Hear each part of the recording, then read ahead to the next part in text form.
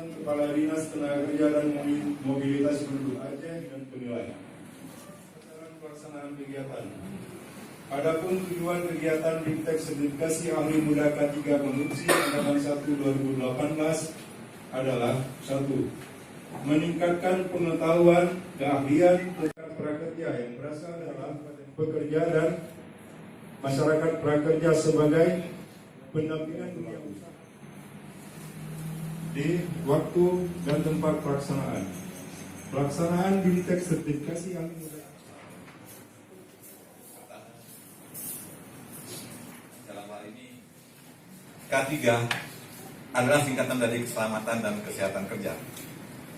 Arti istilah K3, pelaksanaan keselamatan dan kesehatan kerja atau K3 adalah tugas anggaran biaya rap atau kontrak tidak terlihat sebagai bentuk perlindungan ketenaga kerjaan, penerapan sistem manajemen keselamatan dan kesehatan kerja pada kegiatan konstruksi merupakan suatu kewajiban yang harus serta yang saya